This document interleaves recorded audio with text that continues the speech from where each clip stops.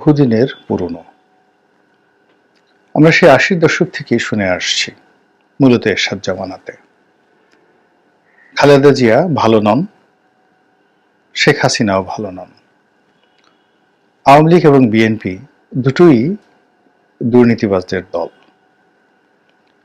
এ দুটি দলের যে প্রতিষ্ঠাতা বঙ্গবন্ধু শেখ মুজিবুর রহমান এবং শহীদ প্রেসিডেন্ট জিয়াউর রহমান, কৌশলগত কারণে আওয়ামী লীগ এবং বিএনপির যারা জাতশত্রু তারা এই দুজনকে কলঙ্কিত করেন না, কিন্তু পরবর্তীতে দ্বিতীয় স্তরে গিয়ে যে সকল নেতৃবৃন্দ রয়েছেন তাদের বিরুদ্ধে এই দুটো পরিবার, বঙ্গবন্ধু পরিবার এবং জিয়া পরিবার, এই দুটো পরিবারের বিরুদ্ধে এবং এই দলের যারা শীর্ষ নেতৃবৃন্দ রয়েছেন তাদেরকে কেন্দ্র করে সেই ৮০ দশক থেকে আজ পর্যন্ত যে ক্রমাগত দেশি এবং বিদেশি চক্রান্ত চলছে তা অতীতের যে কোনো সময়ের চাইতে এখন বেড়ে গেছে।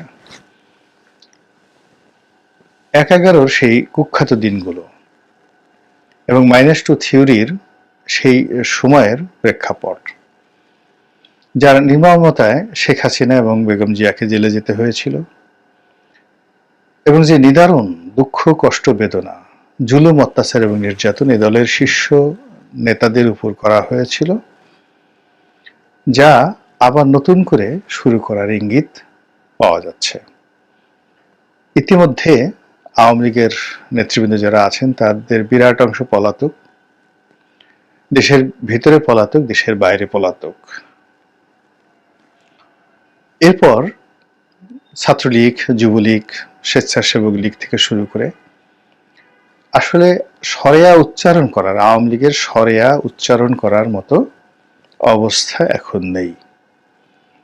ফলে আওয়ামী লীগ অটো যে ভোটগুলো করেছিল, অটো পাসের যে ব্যবস্থা করেছিল, অটো নির্বাচনের যে ব্যবস্থা করেছিল, ঠিক সেইভাবে তাদের যে নাম আওয়ামী লীগ এটি অটোমেটিক্যালি স্বয়ংক্রিয়ভাবে বাংলাদেশ থেকে মাইনাস হয়ে গেছে।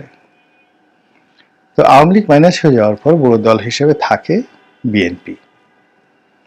এখন এই বিপ্লব পরবর্তী সময়ে রাতারাতি বিএনপিকে আক্রমণ করাটা খুব সহজ বিষয় ছিল না, কিন্তু ইদানিংকালে যেটা মনে হচ্ছে বিএনপির যারা প্রতিপক্ষ, যারা বিএনপিকে বঞ্চিত করলেই ক্ষমতায় আসতে পারে, ক্ষমতায় টিকতে পারে, থাকতে পারে, তারা বুঝে গেছে যে বিএনপিকে যদি মাইনাস না করা যায় তাহলে তাদের অস্তিত্ব থাকবে না।